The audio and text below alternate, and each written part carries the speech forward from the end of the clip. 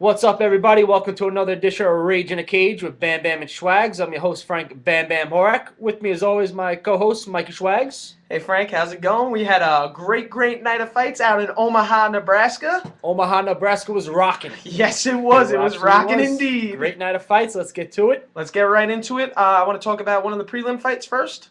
Facebook prelims. It was the last fight on the prelims. Jonathan Brookins, former Ultimate Fighter winner, versus Wagner Rocha, making his debut at featherweight. And unfortunately for Wagner, he didn't look too well in his debut. I was looking forward to this fight. I'm glad they showed it on Fuel because I don't have Facebook, so I never get to see the Facebook fights. Try join. It is 2012, Frank. It's true, but I don't need that Facebook stuff. But anyway, I'm glad they showed it. Brookins looked impressive, to say the least. Yes, he did. And he was coming off a loss from his last fight, a tough loss to Eric Koch. So that was a big victory for him. I'd like to see him maybe take a little step up in competition since he was the Ultimate Fighter winner. Yep, absolutely. And I'd like to see him take on another up-and-comer in Jimmy Hedges. All right, not a bad matchup. I mean, yeah, his one loss, Brookins, was to Eric Koch, who's pretty much on the upper level of the bantamweight division. Yeah, he's featherweight division, rather. But I was thinking maybe on Mike Brown for his next fight for Brookins would be a good matchup for him. But either way, yeah, Brookins definitely, like you said, 92nd knockout, looked impressive. Looks like he's going to continue to improve. He's still and you didn't really see the knockout power from him on the show. So it's good to see that he's starting to get into a little evolving a little bit. So he's evolving his game. It's always good to see with these Ultimate Fighter winners. Absolutely. All right, so let's get right into the main card now. Let's talk about first fight of the night. Well, let's also talk about when we had our little race for the case thing, our fights. I knew he was going to bring this up. I have to bring it up. We had 4 fights that we differed on. I went 3-1 in those fights. So taking a little you got a 2-point lead, Frank. A nice little 2-point lead. You got a 2-point lead. You're not up by that much. It's a decent amount. I like to give you the lead so I can make the miraculous comeback at the end. We'll see. Well, let's talk about like these Eli fights does. Don't compare yourself to Eli. I'm better than Eli. Yeah, easy. Now you're gonna get a smack. Not at football. Let's move up. Talking. Let's talk about the next fight. All right, let's get right into the next fight. Ivan Menjivar versus John Prince Alberts. And it was a 1-round. It was pretty much how I saw it going. Menjivar submitting him in the first round. But to Albert's credit, though, it was a good fight. It was an exciting fight. It was a very exciting fight. Both of them landed some nice shots on the feet. At one point, Albert looked like, he had Menjivar hurt, no question about it. He definitely had Menjivar hurt. I thought the ref was going to step in at one point. When he got up and he went to the ground again and looked like Mergliato was going to step in, but then he backed off. And then Albert, for some god-awful reason, I don't know why he did this, and I'm sure his coaches and trainers were screaming at him for this, but he went for the submission. Even when the guy's hurt, you can't go for the submission with a guy like that, with the jiu-jitsu background he has. Exactly. Well, like I said, I thought the difference in this fight was experience, and that just showed right into it. Yeah, it was like a rookie mistake, if you would call it like that. It was a mistake on Albert's part. Menjivar definitely capitalized and used one of his nasty submissions and got the victory. Yeah, he had him hurt. He went for the guillotine. Got right on his back. Menjivar took his back quickly, choked him out. Fight came over. Down to experience. I think Albert gassed himself out a little bit with that. Yeah, it did look like he might have gassed himself out. And Menjivar just was the better fighter. Yes, he was. So who would you like to see Menjivar take on next?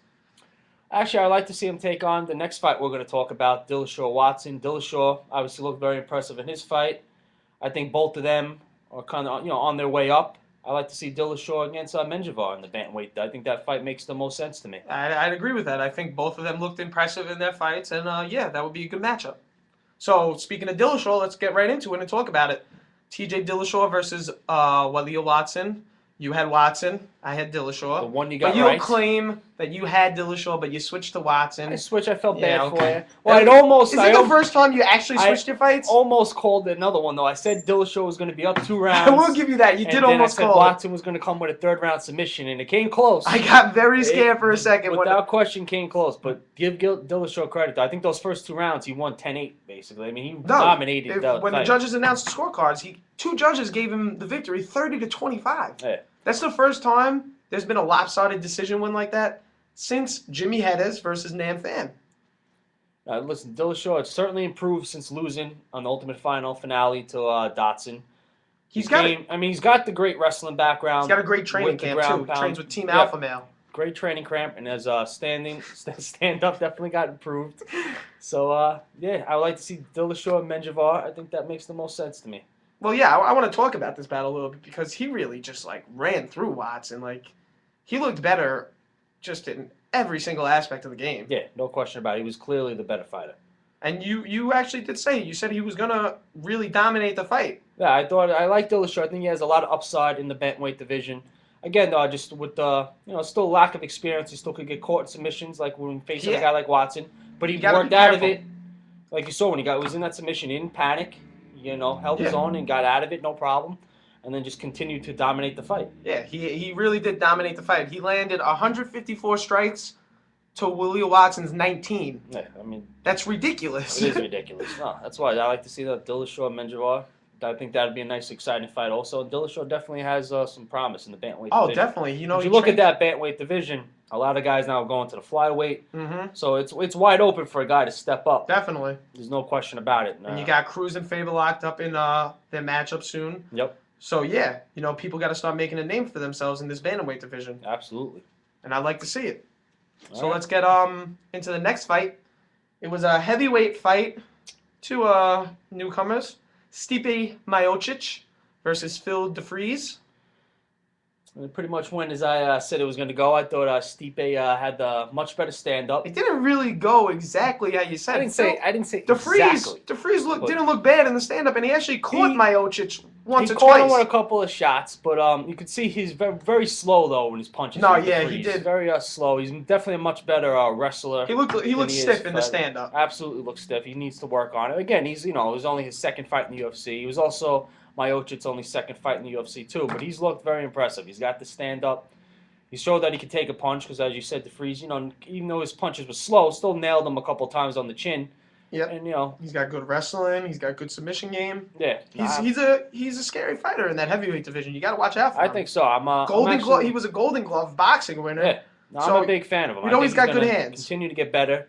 I like to see him now take a step up in the competition. Now 2-0 in the UFC, undefeated overall. I'd like to see like a middle of the pack type of heavyweight. I think a guy who's fighting for his job really, and Roy Nelson. I think that would be a good matchup. That would be interesting. Nelson coming off the loss, Miocic coming off the win. Yeah. I'd like to see maybe a little bit, like you said, middle of the pack guy in Matt Mitrione. I think that would be a pretty good stand-up fight. Not a bad, yeah, I could see that also. Mitrione coming off a loss also coming off a loss to Congo. He was up there in the heavyweights. He was on a roll. So, yeah, I think that would be an interesting fight.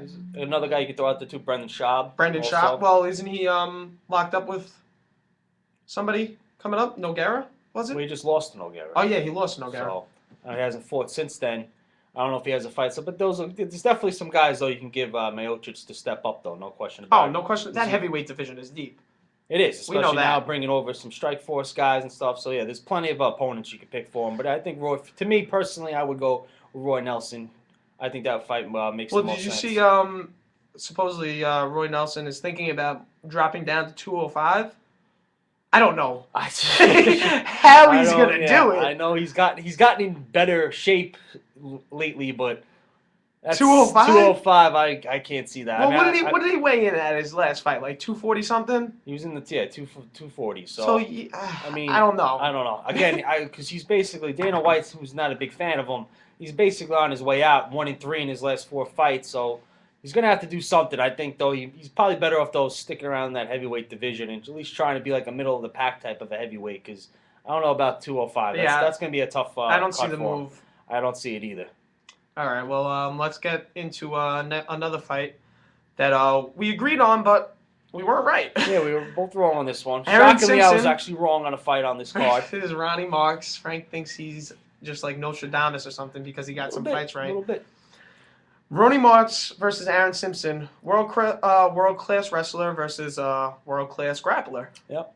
Middleweight debut for Marks. Yep. He was 1-0 in the UFC. Made his debut at light heavyweight. Now middleweight. He's a big middleweight. Yeah. But he could easily still be fighting at light heavyweight. The plan is for him. He's going to stick around the middleweight. He's a big middleweight, but he looked impressive. I mean, it wasn't obvious. I mean, it was a split decision win. I agreed though with the judges. I thought it was going to be a split decision. If I was judging that fight, I would have had him win 29-28. I would have gave it to Marks. I mean, Simpson.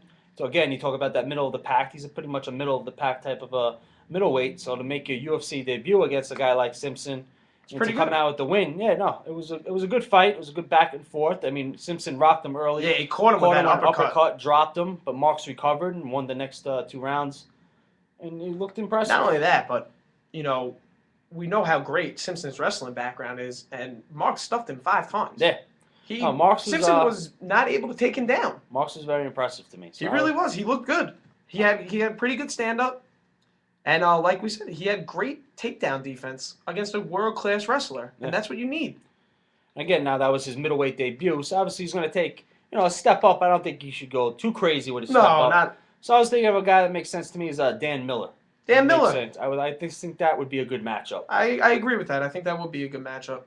Let's see that for his only second fight in middleweight. Dan Miller is another middle of the pack. He always holds his own in fights. I think that would be a good. I think they would match up well against each other. Yeah, I agree. Agree. Or maybe Chris Lieben. Chris Lieben, he's coming back from suspension soon, so yeah, I could see that maybe being his first fight back.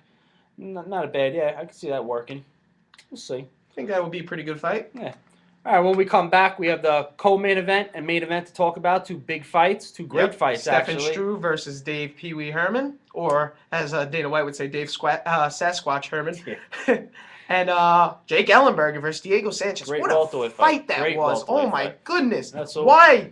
I can't wait to talk about it, but why was that not a 5-round fight? I know. Same thing. Should have definitely been a my goodness. That could have competed with Henderson Hoover for Fight of the Year. It had potential, so we'll talk about it. We'll be right back.